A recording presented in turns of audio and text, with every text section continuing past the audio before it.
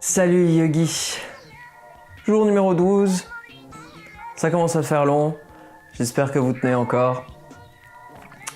Personnellement, si vous le faites tous les jours, je pense que vous pouvez être très fiers de vous.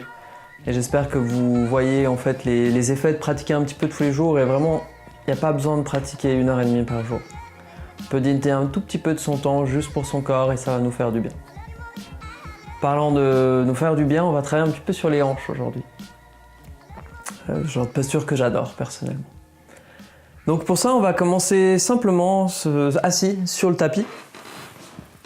Je vais vous le montrer de face, on va prendre Baddha Konasana.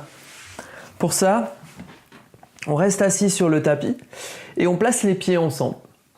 Maintenant, dans la version traditionnelle, on essaye d'apporter les talons le plus près possible ici du corps, mais c'est pas nécessaire. Si vous gardez une version un petit peu plus comme un diamant, ça va très bien aussi. Si ici vous avez des douleurs au niveau des hanches ou que les hanches sont très levées, vous pouvez peut-être prendre 1 ou 2 livres, 1 ou 2 briques, puis commencer à placer les briques juste en dessous des cuisses pour soutenir un petit peu ici la posture. Maintenant, placez les mains sur les pieds et vous pressez la tranche des pieds, la tranche extérieure des pieds ensemble, comme si on voulait ouvrir un livre en fait finalement comme si nos pieds étaient un livre et qu'on voulait ouvrir le livre en fait. On presse la tranche mais du coup on a l'arche des pieds qui se sépare. Et on reste ici. On respire. Ici vous pouvez fermer les yeux, c'est une pratique très relaxante aujourd'hui. Peut-être que vous voulez commencer à descendre un petit peu avec le dos le plus droit possible. Ici, le cœur en direction de l'avant du tapis, en direction des pieds. Au niveau de la nuque, c'est vous qui voyez. Si vous voulez un petit peu plus relâcher la nuque ici, vous pouvez. Et l'idée ici, c'est de laisser la gravité vous aider à trouver un peu plus de place au niveau des hanches.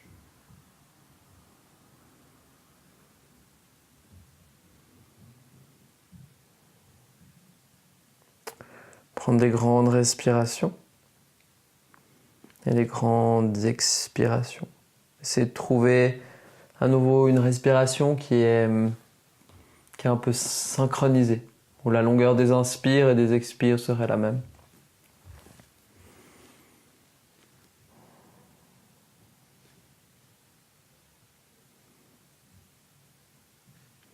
Maintenant, gentiment, on va venir avec les mains ramener les genoux ensemble.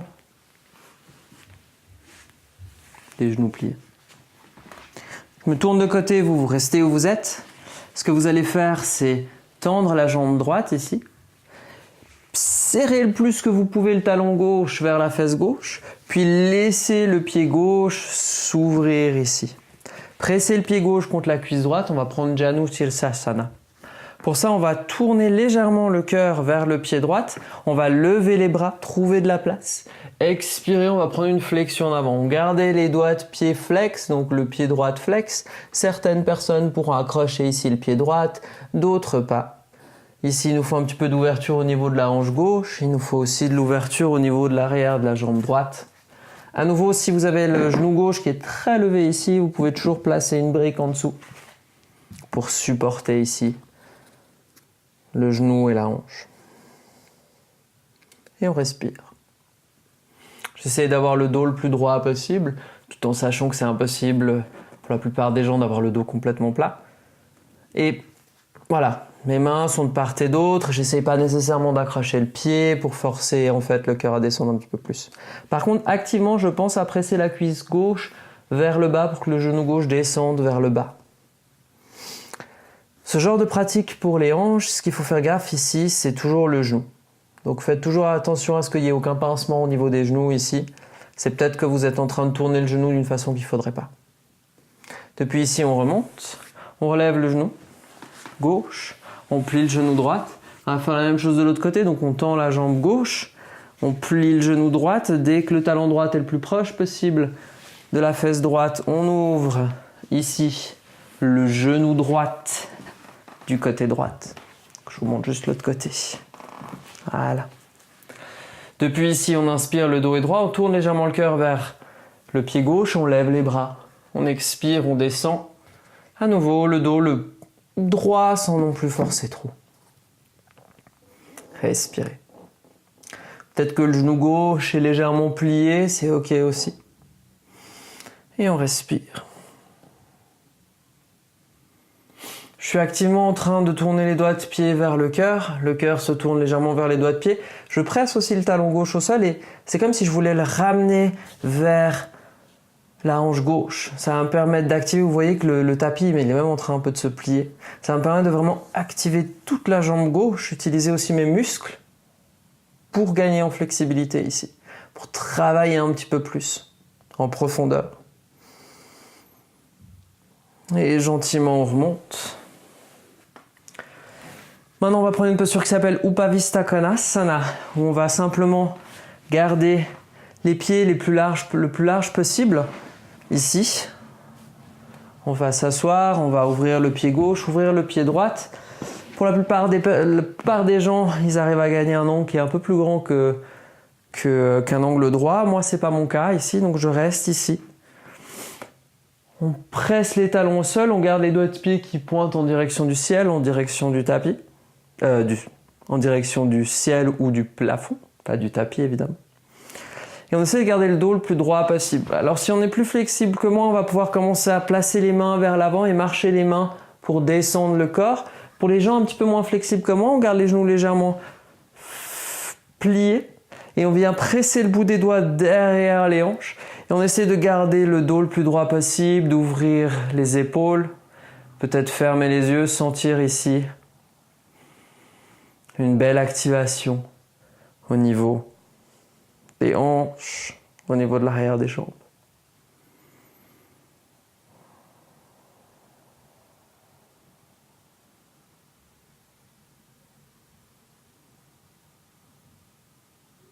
À nouveau, peut-être qu'avec le temps, vous pouvez avancer un petit peu plus le cœur, peut-être mettre les mains vers l'avant, descendre les mains. Pour ceux qui sont en bas, on remonte gentiment. On vient resserrer les pieds ensemble en s'aidant ici avec les mains. On se retrouve sur le tapis. Depuis ici, on vient plier les genoux, croiser les chevilles et on vient trouver un quatre pattes.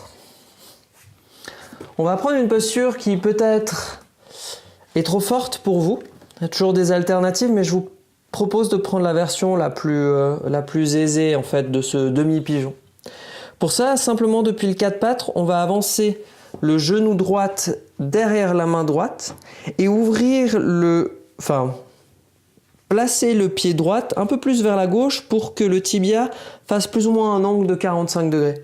Après, on va tourner les doigts de pied du pied gauche, les orteils du pied gauche, et on va reculer la hanche gauche, reculer le pied gauche.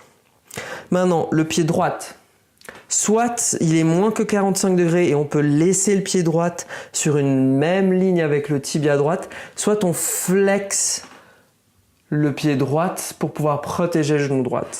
Si ici vous avez la hanche droite très surélevée, que ça vous fait mal au niveau de la hanche ou au niveau du genou, vous venez placer une brique juste en dessous de la fesse droite. Maintenant, vous allez ramener les mains vers les hanches, monter sur le bout des doigts, vérifiez que le pied arrière, il est sur une même ligne avec le flanc gauche, et à l'expire, vous allez descendre. Alors peut-être que vous mettez juste les mains, peut-être que vous arrivez à mettre les avant-bras, peut-être les avant-bras sur une brique, ou peut-être carrément que vous arrivez à descendre le front et relâcher ici les hanches. Posture du pigeon, une de mes postures favorites ici pour se relâcher et se relaxer. On trouve des jolies respirations ici. Et on laisse faire la gravité.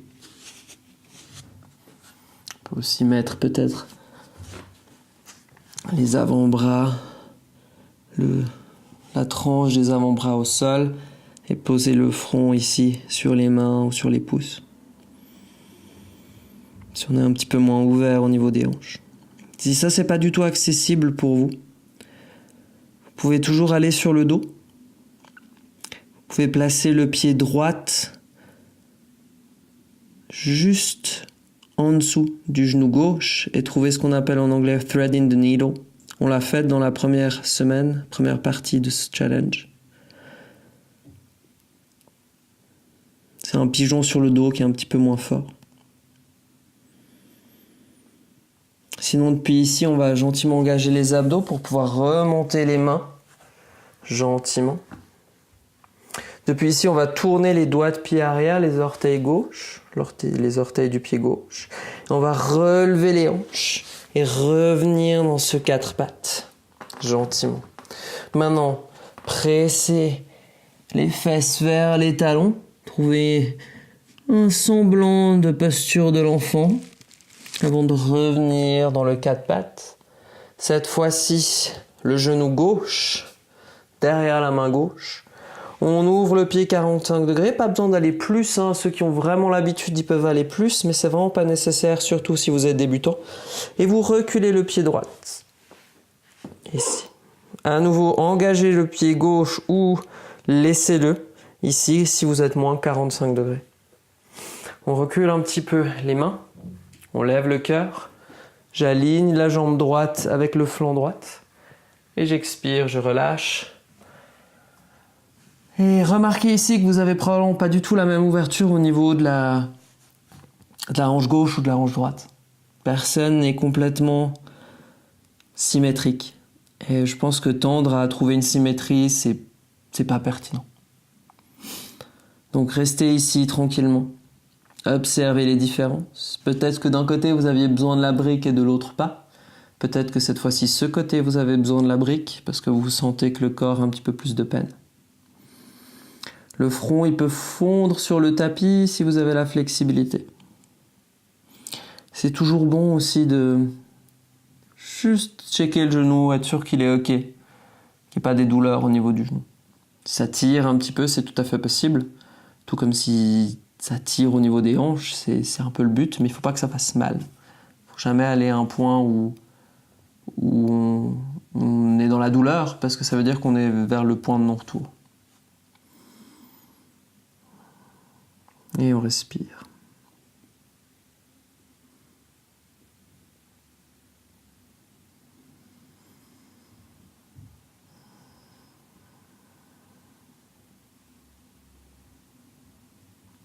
Maintenant, gentiment, on va ramener les mains vers les hanches, tourner les doigts de pied arrière, lever les hanches, trouver un quatre pattes.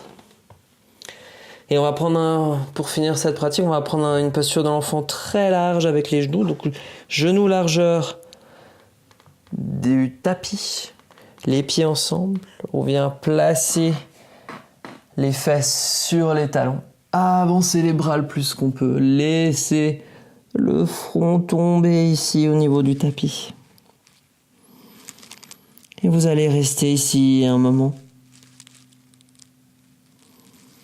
Laissez la pratique s'ancrer.